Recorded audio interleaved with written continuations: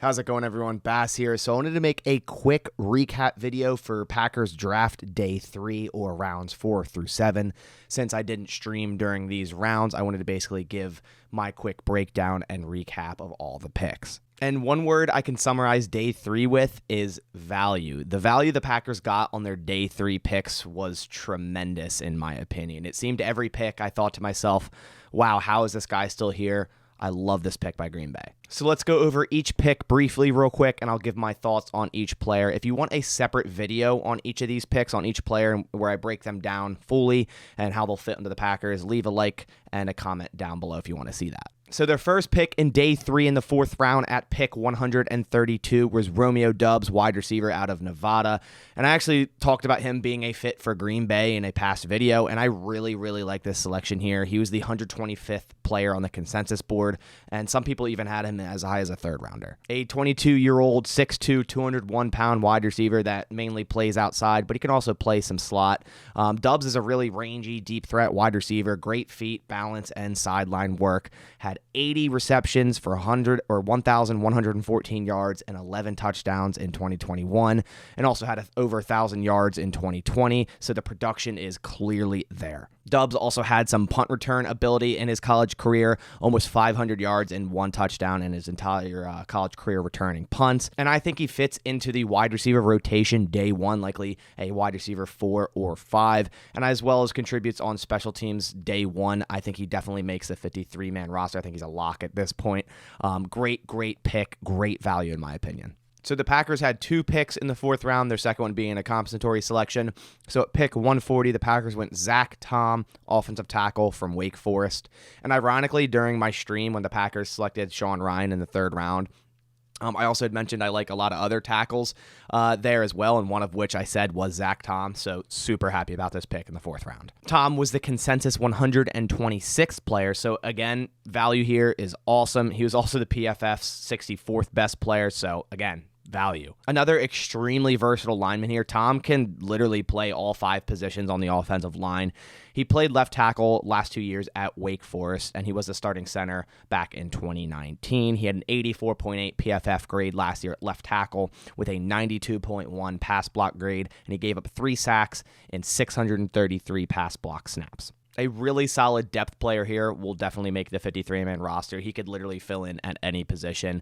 I love the Packers' offensive line depth moving forward, and I also love this pick. So in the 5th round, the Packers ended up trading down 8 spots, trading with Denver, gaining another 7th round pick. So this was the 179th pick, and they selected Kingsley Enagbare, an edge out of South Carolina. And this probably is the most value here. Some people saw Enagbare as a 2nd round, 3rd round player.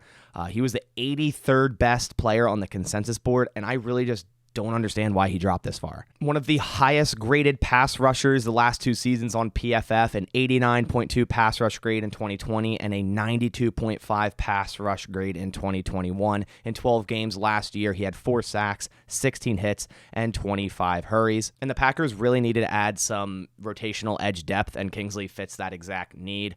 They still have Jonathan Garvin, Randy Ramsey, and Tipa Nalii, but I still felt they needed to add a guy, and this is great value. I could have seen him, like I said, going in the 3rd round, maybe even late 2nd. So tremendous value here.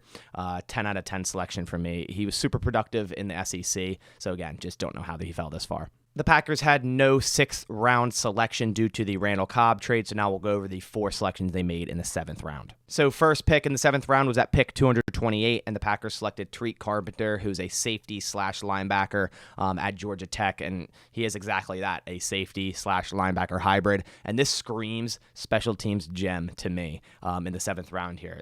In my opinion, this is a Rich Bisaccia pick, 100%. 6'3", 230 pounds, so you can see kind of an oversized safety at 230 pounds. NFL.com had Carpenter as a 5th rounder, so more value here. Again, a physical and sound tackler. He really only fits in the defense as like a sub-package linebacker year 1, but mainly is going to be a special teams player to start. Rebuilding the special teams is a must and an awesome start here. For their 2nd pick in the 7th round at 234, they selected Jonathan Ford, defensive tackle out of Miami. Ford was projected as an undrafted free agent / 7th rounder, but nonetheless, he's a big body, 6'5", 333-pound defensive lineman, just giving the Packers more depth depth down in the trenches. Didn't make as much as an impact given at Miami, given his size, as you'd like. Good selection. Good depth, rotational nose tackle for the Packers here in the 7th round. For their 3rd pick in the 7th round at pick 249, they selected Rasheed Walker, offensive tackle out of Penn State. Another player, I have no idea how they fell this far. He was the 104th consensus player on the consensus board, so getting him here at 249 is insane to me. A very powerful player, played left tackle at Penn State his entire career, but likely projects to right tackle or even a transition to guard due to his range/balance issues. But he's a massive human. 6'6", 313-pound lineman who shows great potential, and especially here in the 7th round. I love all 3 of the Packers' offensive line selections from Ryan Tom to Rasheed Walker here. Honestly, a home run in my opinion with these 3. For their last pick in the 7th round at pick 258, the Packers selected Samori Toure, wide receiver out of Nebraska. This was the final pick for Green Bay. He first played at FCS Montana, where he wrecked the competition, had nearly 2,500 yards and 20 touchdowns in 3 seasons, even had one game where he had 303 yards, so just a lot of production there in the FCS. Then he transferred to Nebraska last year, where he still put up good quality production, 898 yards and 5 touchdowns last year in 2021. A 6'2", 191-pound wide receiver who primarily lines up in the slot, and another deep threat, strong hand wide receiver, where I think this is great value here also in the 7th. Now, the Packers won't likely keep 7 wide receivers on the 53-man roster, so I wasn't sure if they were going to go into this draft and select 3 receivers. They ended up doing that, but Toure is likely to start on the Packers practice squad, and then obviously if they need him on special teams or even the receiver room, if injuries happen, get called up as needed. Overall, I think the Packers crushed it day 3. I think they got tremendous value in a couple of these picks. It was a perfect round off to this already good draft for Green Bay.